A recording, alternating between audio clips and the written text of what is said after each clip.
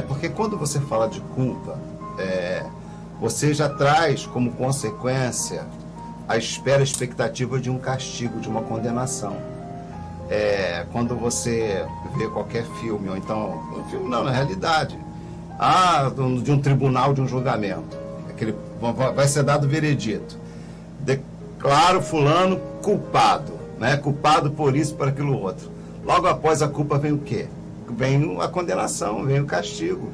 Então, a culpa é algo muito prejudicial, porque se vive sob a expectativa de um castigo. Se para a pessoa que é religiosa, pensa assim, Deus está me castigando por causa disso, porque carrega uma culpa. E a crença nessa culpa acaba trazendo para si realmente essa expectativa e acaba sendo autorrealizador isso na vida dela. Ela acaba vivenciando aquilo como realidade, como na vida dela, uma situação como castigo divino. E não só a expectativa, e a expectativa de castigo também envolve o quê? Medo. Quem recebe uma condenação tem medo, vive debaixo de medo. Então, é muito prejudicial a culpa. E, infelizmente, o meio onde mais a culpa é explorada como um meio de controle é dentro do sistema religioso. Dentro da religião a gente vê isso muito, tá? Como nós conhecemos pessoas que sofrem porque foi implantado na mente dela a sua consciência, com o texto que nós vamos ler lá em Hebreus, fala sobre isso, uma consciência que não foi purificada pela graça de Deus, pela verdade da palavra. Que realmente Deus sabe que nós somos seres humanos propensos ao erro, com a nossa natureza, ela é uma natureza que se corrompeu, por isso não somos perfeitos e são inevitáveis os nossos erros, as nossas falhas, são inevitáveis. A gente pode melhorar e ir acertando e aprendendo, mas uma hora ou outra em alguma coisa a gente vai estar sempre errando.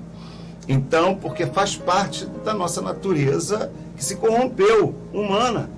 E a culpa trabalha exatamente essa expectativa de condenação, medo de Deus. E foi exatamente isso que a gente crê que o Evangelho veio acabar com isso, que a graça veio realmente nos perdoar daquilo que somos. Veio nos perdoar desse pecado que tem a ver com a nossa natureza. E aí o Pai vai nos ensinar a viver de uma maneira diferente e esse relacionamento de aprendizado com Ele.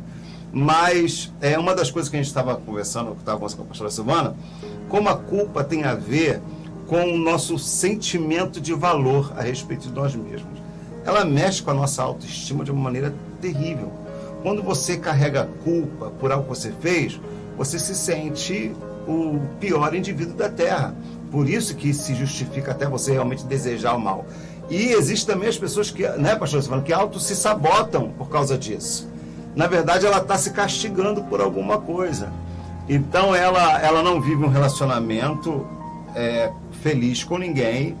Ela não consegue, porque quando algo de bom vai acontecer para a vida dela, ela dá um jeito de maneira até inconsciente de estragar tudo. E depois, no final, ela vai dizer assim, mas também eu sou assim mesmo, eu mereço isso, eu sou... porque como se ela mesma fosse seu próprio juiz. É por isso que a culpa é tão danosa, né? Não sou tão boa. Não sou uma pessoa tão boa assim, então eu não mereço, então por isso aconteceu. Mas, na verdade, é ela que estragou tudo. Estragou tudo por acreditar nisso. A culpa é demasiadamente prejudicial, é um peso que o Evangelho veio para tirar de sobre a raça humana. Quando a Bíblia, né, declara que Deus estava em Cristo, reconciliando consigo o mundo, ele estava dizendo o seguinte, olha, Deus veio ao encontro do homem dizendo, olha, eu estou perdoando todos do que são. Sei que vocês são falhos, mas mesmo sendo falhos, eu estou abrindo um caminho de volta, estou abrindo a porta para vocês. Reconciliando consigo o mundo, e diz mais o texto, não imputando aos homens os seus pecados. Sabe aquele pecado que traz a condenação? Ele está dizendo, olha, não vou condenar vocês porque vocês são pecadores mais.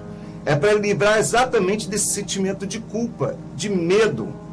Mas, infelizmente, não é isso que a gente vê. Parece que eu já vi situações de pessoas que fogem de um ambiente que se diz cristão, que não era para ser assim. Porque quem mais procurava Jesus eram os considerados e chamados pecadores, né? Porque viam nele essa graça, viam nele essa misericórdia, viam nele essa aceitação do ser. Não é a aceitação do erro, mas a aceitação das pessoas que erravam. E o texto diz, Deus está reconciliando consigo o mundo e não imputando aos homens os seus pecados. Isso é maravilhoso, né? E esse Deus diz para nós o seguinte, que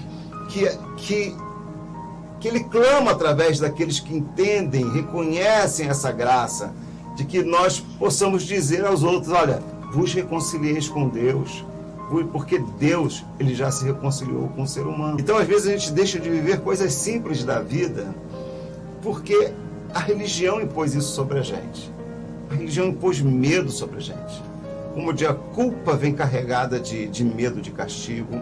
E pior que não é isso. E o pior é interessante, né? Porque o indivíduo, mesmo que ele não faça porque tem medo, mas ele se culpa porque tem vontade de fazer.